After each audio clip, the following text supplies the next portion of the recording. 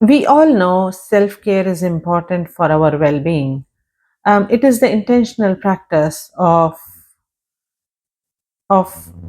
taking actions to improve our physical, emotional, mental, and social well being. It is the me time that we hear all the time, um, and it is really important to spend that time on yourself for some self care. Hi, my name is Abha. I blog about my life in New Zealand, the life of an immigrant newlywed who came overseas and raised a family here. I'm now in my 50s, and I blog about how life has been, how life is now, and what do I do to look after myself.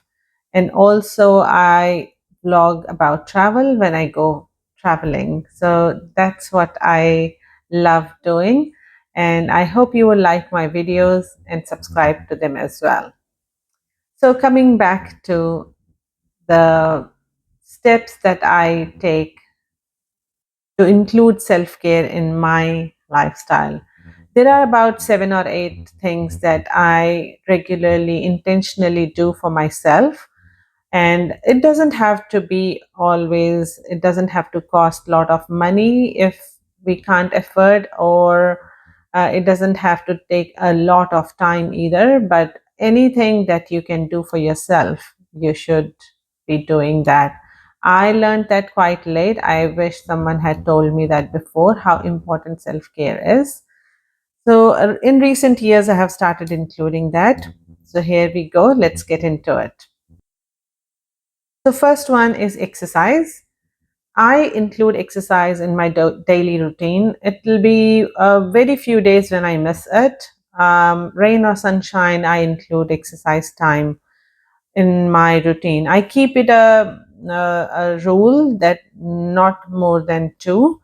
So I try not to miss exercise for more than 2 days, because then I know I will get into a routine where I'll start feeling lazy. So 1 or 2 days, it's okay. Sometimes you're unwell, sometimes you don't feel like it, you're not motivated, sometimes the weather, it could be anything, but I try to restrict it to 2 days. So, not more than two is the rule that I go by.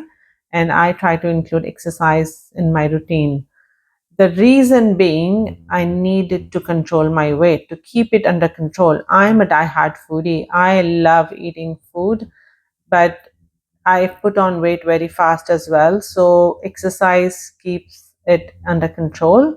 My favorite form of exercise is walking. I walk every day, anywhere between, normally it is 8 to 10 kilometers. If on weekends, I try to walk longer distances, 15 plus kilometers. So that kind of keeps me in good health. The good thing is there is a side effect of it, and the side effect is mental well-being. It improves your mental well-being to a great extent. You cannot be mad or angry or sad when you're out and about walking. So that helps me in keeping my mental health in check as well. So that's the first step.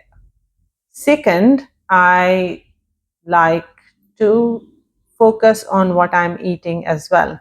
So, as I said, I'm a diehard foodie. I love eating food, but I also try to include nutritious food in my diet or in my meal. I shouldn't say diet, then it looks like I'm dieting, but I try to add nutritious food in my every meal that I eat.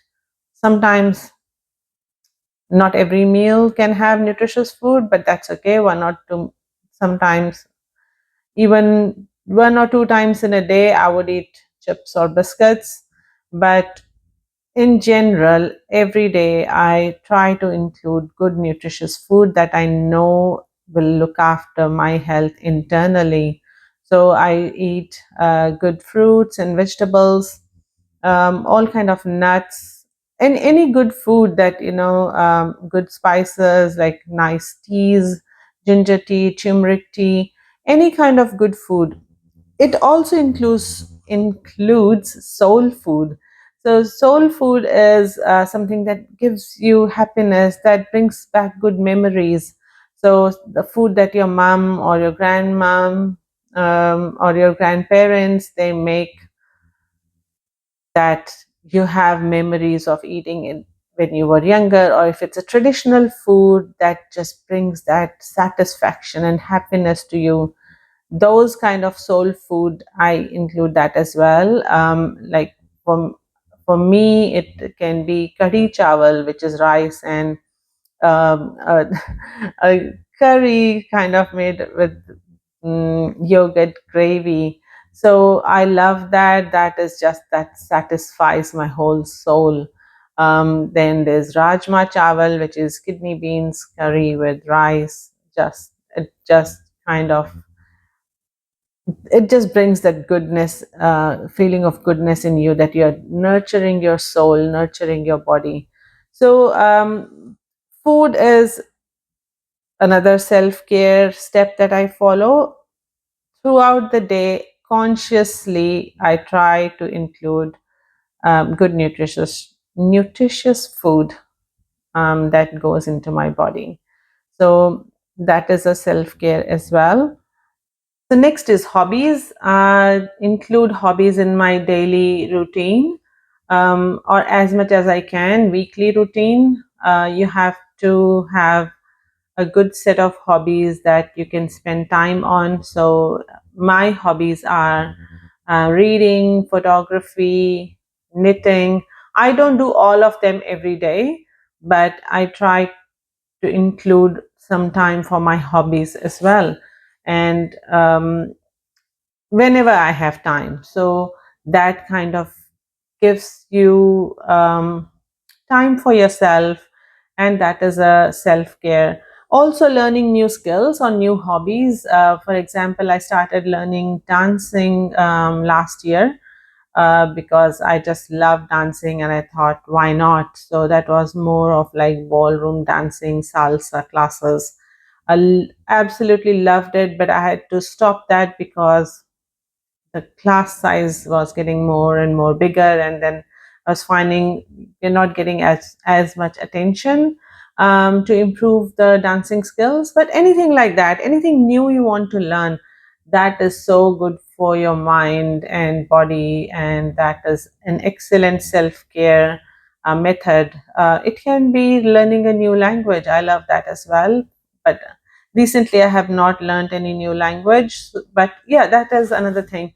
So, hobbies are really, really good for self care routine, to include that in your um, everyday routine or weekly, whenever you can, whenever you have time, whenever you can take out time for yourself, which I think you should take out time for yourself.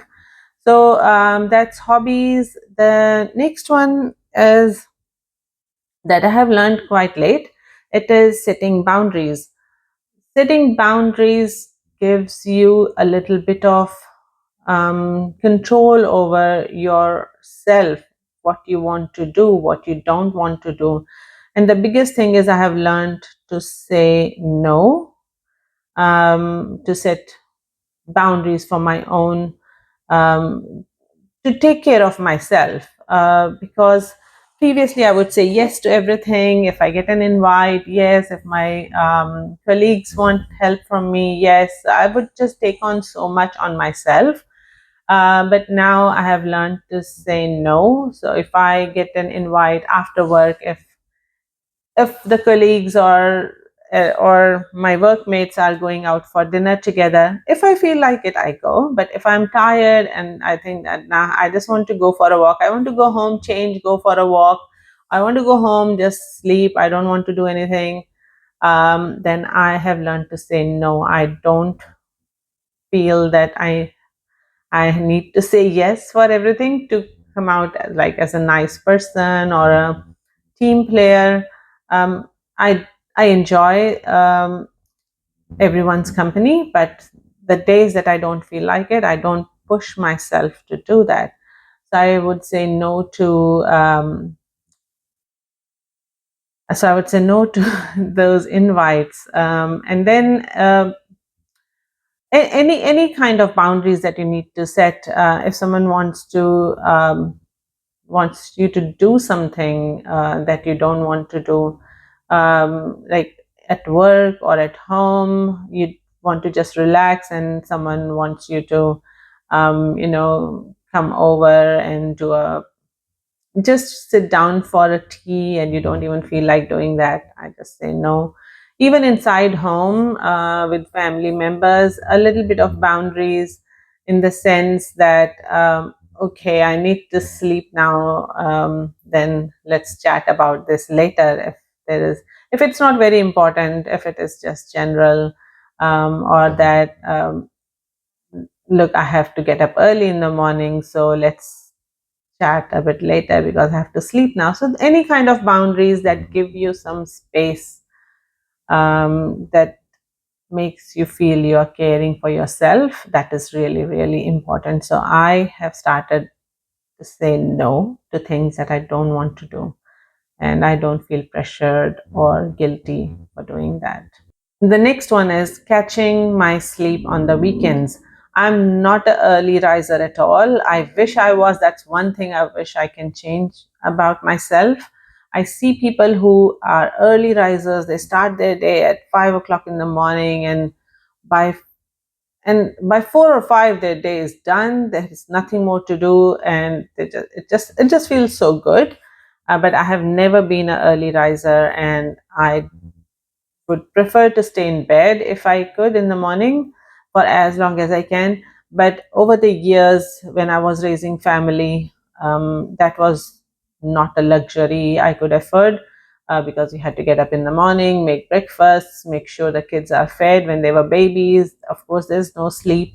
So now that I can sleep, I don't have those kind of responsibilities that I have to get up and make breakfast and bathe the kids or take them to their activities on the weekends. I lie in the bed for as long as I can. On weekdays, I have to still get up early anyway to go to work. So I'm at the office by say 7:30. So I get up early, and yeah, 6 o'clock is early for me. So I'll get up and I'll go. But on the weekends, I do not put the alarm clock on at all. I cancel all my alarms and I sleep till as long as I want. And sometimes, even if I'm up, I'll just be lazy and just lay down in the bed and do nothing, or just read on my phone or do something. So that is one of the best things I can do for myself that I do.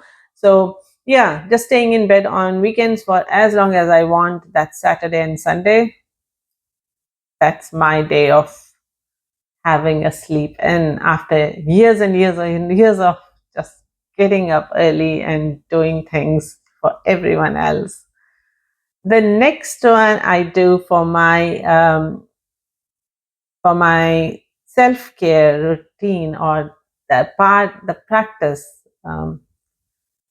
It is part of that practice is being flexible with my time, especially on weekends or after hours. Work is only one thing that I stick to about my time, like 7:30 to 5, 8, whatever my work time is, my work time. But after that, after hours or on weekends, I keep my time very flexible, because that adds stress to your life, like trying to be on time at everywhere, every place.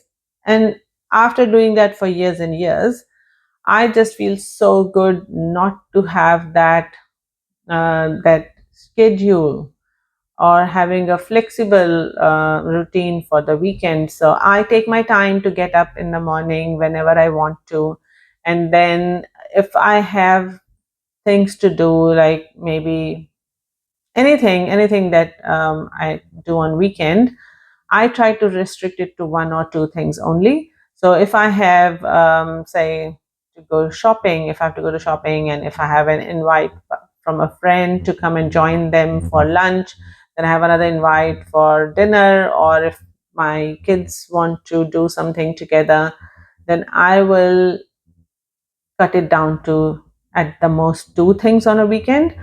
And those two things, one can be a little bit time restricted. Like if there is a birthday party to go to, then obviously there's a time for that. You cannot just say I'll drop in whenever I want to.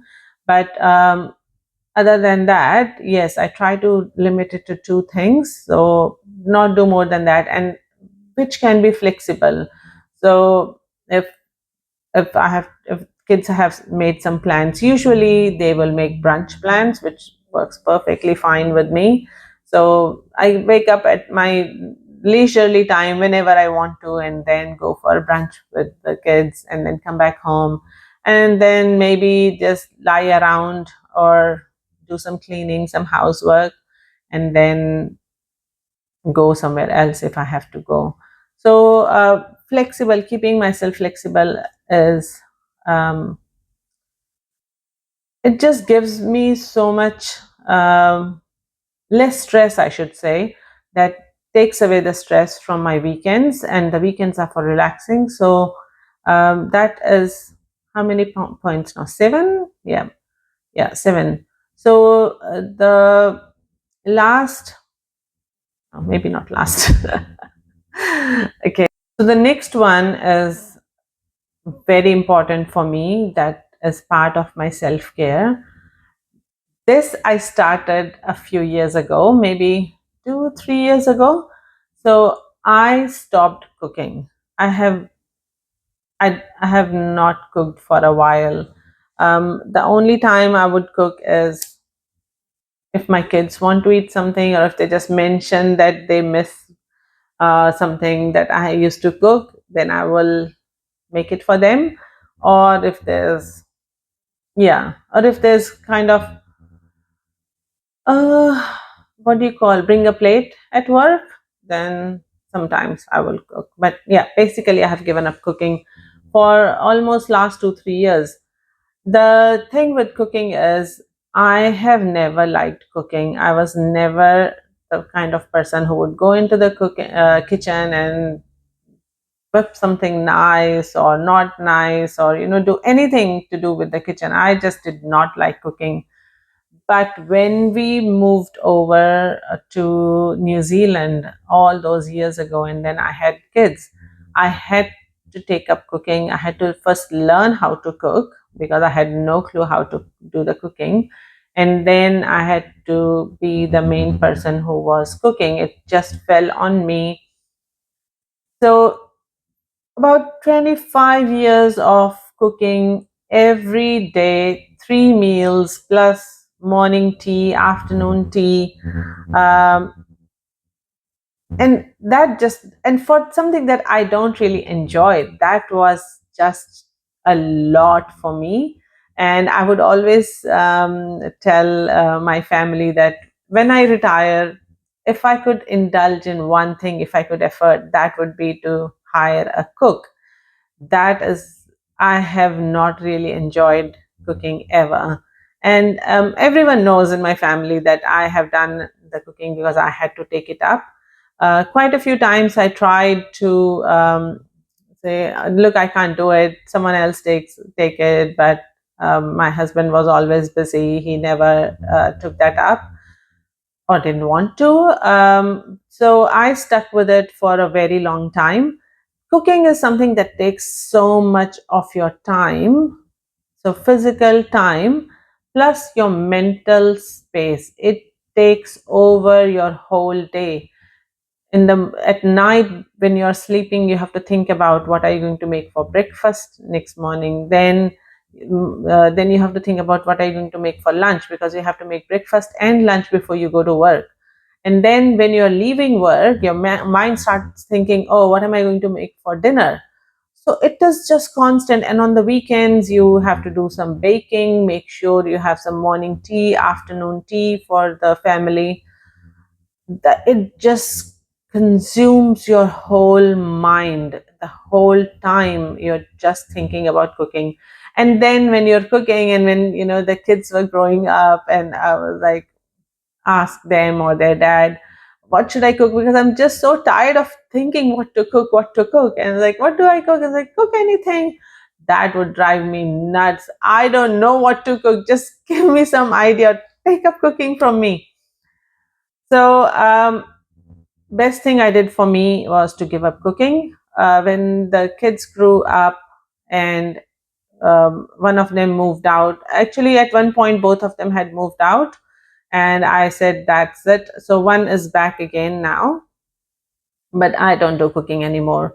And my kids have been really, really good. They have always known that. And when they were big enough to cook their own food, they would tell me, don't worry about it. We will do some cooking. Why are you so worried? Go for your walk, because that they knew I love my walking. And they would say, go for the walk. And I was like, no, but about what are you going to eat? And they would insist and insist that they can fix something for themselves. Don't worry, just do what I have to do. But I just could not do that. I just could not bring myself to not do the cooking. And then my kids have to think about what to cook, what to eat. And most likely they will just not eat anything or just bring something from outside and eat. So I kept cooking until they, at one point, both of them moved out. When my son first moved out, and then I decided, that's it, this is the time, I'm not cooking. So, and then they came back as well, and they just took over cooking, and my husband had to start cooking because he likes to have his freshly cooked meals.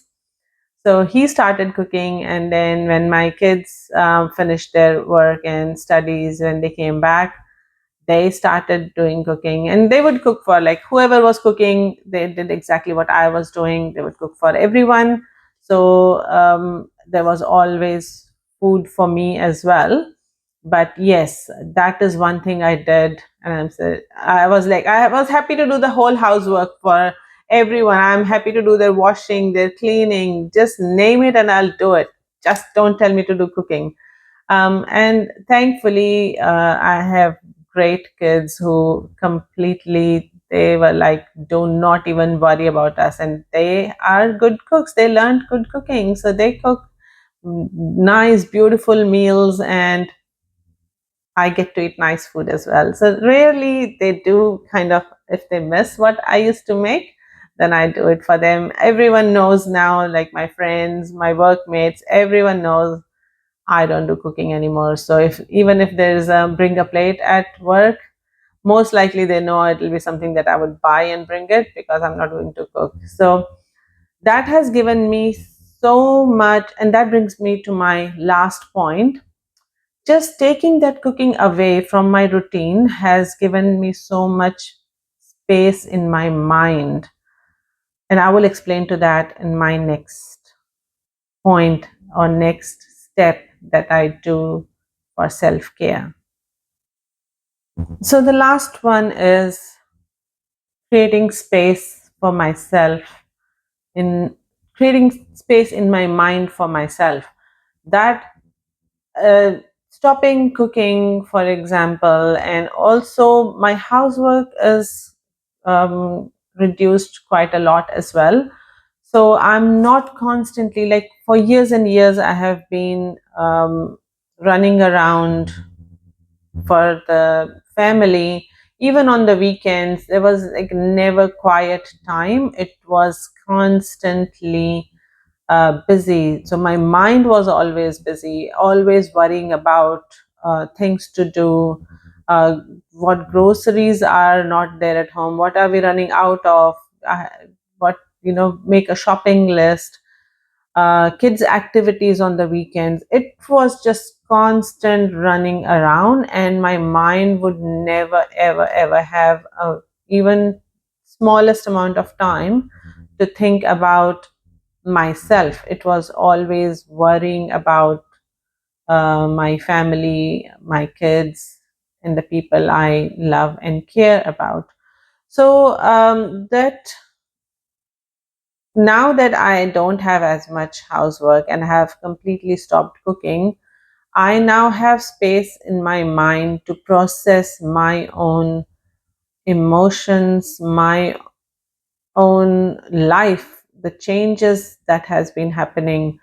And as I said, at least for me, I think I mentioned that in my video sometime before, that now that I have more time, things that have happened in past have started coming back, thinking about why did that happen, how could I have done it differently, and the future, what the future holds for me, due to so many changes that have happened over the years. So I never had time or space in my mind to think about myself. Now that I don't have to really worry about, I don't have as much responsibilities because the kids being adults now, and they are very responsible adults, so I don't really have to constantly worry about them and about the family or the grocery list or chauffeuring someone around.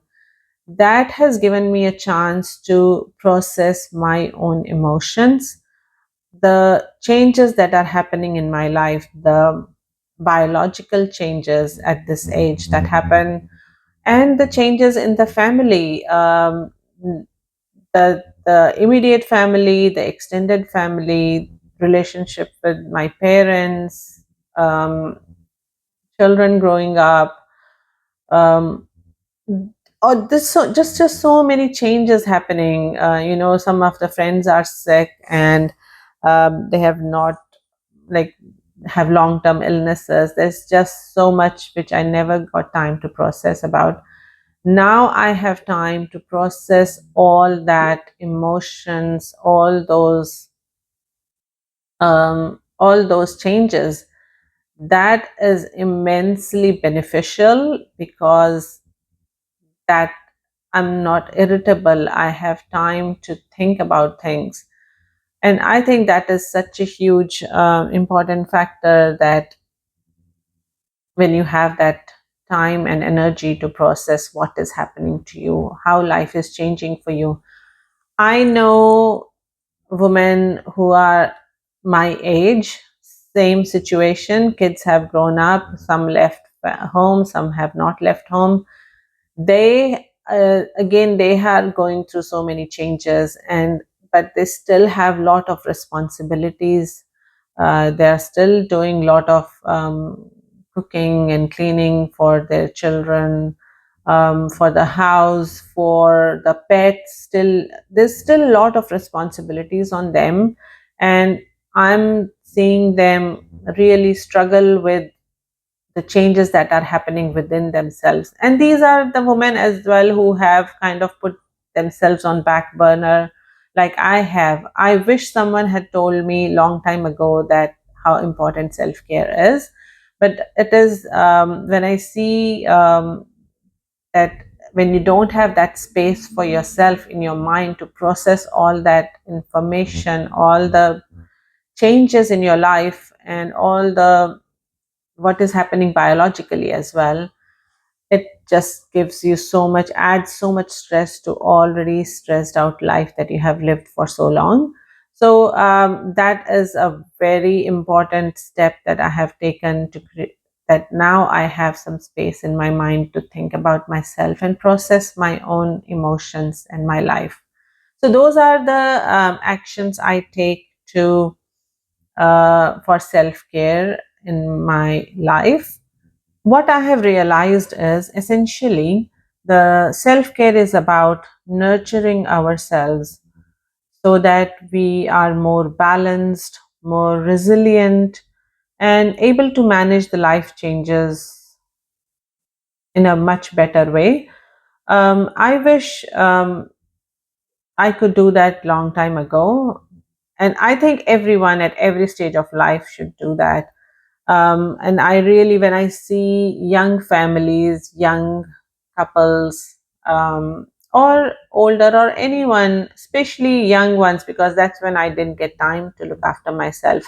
When I see that the spouses are giving each other that time, the gift of self care, those are the ones who are really flourishing in their relationships, their in the family, everywhere, because when you give each other that time to it doesn't have to be expensive. It is just letting your partner to spend, doesn't matter male or female, your husband or wife, give each other that time to do some self-care for themselves.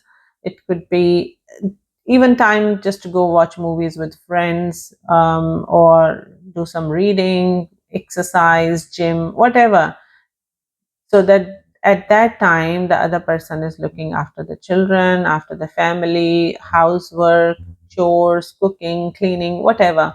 So give that gift to each other. That will definitely help to keep your marriage stronger, or the relationship stronger, the family together, because just one person carrying that all responsibilities in their mind, kind of is quite stressful. So it'll definitely save your relationship as well, giving that time.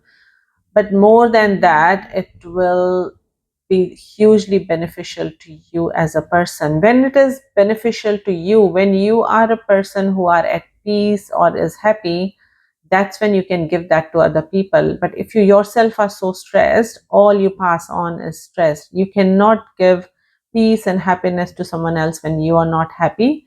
So for us to pour from that glass, we need to have that glass full. That's when we can give it to others. So look after yourself, spend some time for yourself.